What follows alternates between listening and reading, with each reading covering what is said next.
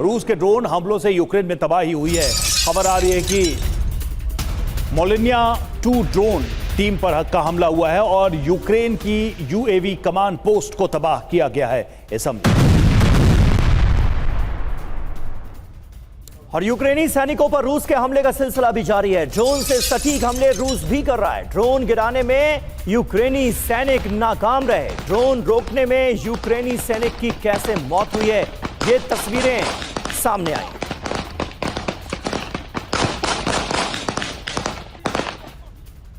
और देखिए, रूस ने सबसे ताकतवर ड्रोन लॉन्च किया है और मोलिनिया सीरीज का ड्रोन हमले को तैयार है। यूक्रेन युद्ध में रूस का सबसे नया ड्रोन है लाइटनिंग 13 ड्रोन जंग में उतारा और 13 किलोग्राम तक विस्फोटक ले जा सकता है। हल्का ड्रोन लेकिन घातक।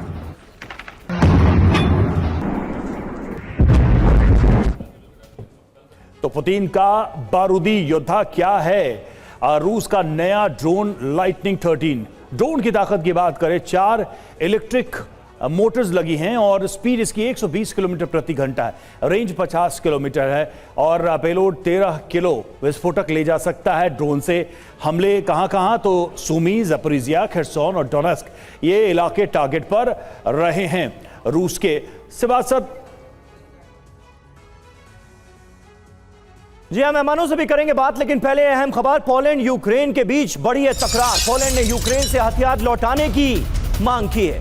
पोलैंड के पूर्व पीएम लेज़ेक मिलर ने यूक्रेन को जेट और टैंक भी वापस कर देना चाहिए, ये कहा है।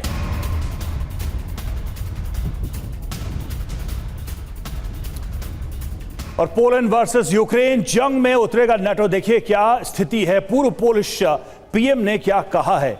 रूस से युद्ध में पोलैंड ने यूक्रेन को भारी सैन्य मदद की है। यूक्रेन को सभी सैन्य मदद को वापस कर देना चाहिए। यूक्रेन को टैंक और फाइटर जेट भी लौटा देना चाहिए। पोलैंड की तरफ से दी गई सैन्य मदद लौटा देना चाहिए। MiG-29 jet, Mi-24 helicopter, tank भी वापस करे यूक्रेन। ये सारी बातें कही गई है और इसका मतलब क्या, इससे सवाल क्या उठते हैं? क्या सम्मान के नाम पर यूक्रेन और पोलैंड के बीच जंग होगी, तनाव बढ़ेगा? सिवा सर, पोलैंड तो मतलब सबसे बड़ा एडवोकेट रहा है इस पूरी जंग में यूक्रेन का। यहां तक कि पोलिश लीडरशिप की तरफ से यह कहा गया है कि यूरोप की जंग अकेले यूक्रेन लड़ रहा है। फिर ये डिवाइड कैसा, फिर इस तरह के बयान क्यों, इस बात का क्या मतलब है? हाँ बिल्कुल, देखो रवि, ये बड़ी आश्चर्यपूर्ण बात है। सच्चाई क्या है कि अगर आप देखें कि जो ज़ेलेंस्की है अभी यूक्रेन, एक प्रकार से वो आपको मदद दे रहा है यूरोप को। एक वो बफर जोन है रूस के बीच में और यूरोप के बीच में। अगर आप देखें कि अगर यूक्रेन को जीत लेता है रूस, तो सबसे पहला देश जो वल्नरेबल होगा वो पोलैंड होगा। और ये पोलैंड, याद रखो, पहले वार्सा पैक्ट का कंट्री का हिस्सा होता था। तो इसीलिए पोलैंड ने सबसे ज़्यादा हथियार दिए थे यूक्रेन को, जिसके अंदर MiG-29 भी थे, बाकी उसके RT गन्स भी थी, ड्रोन्स भी दिए थे, RT अम्यूनिशन भी दिया था। मगर अब जो रिलेशनशिप ख़राब हो रहे हैं पोलैंड और यूक्रेन के बीच में, वो काफ़ी आश्चर्यपूर्ण है।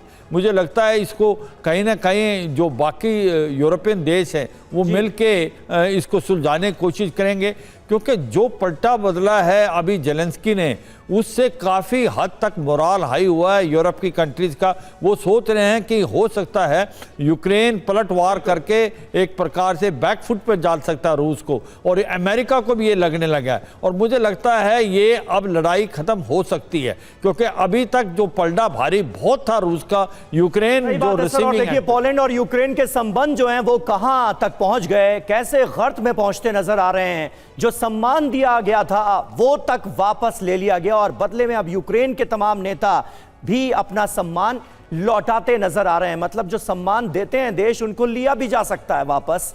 ये एक नई तरह की प्रथा भी नजर आ रही है।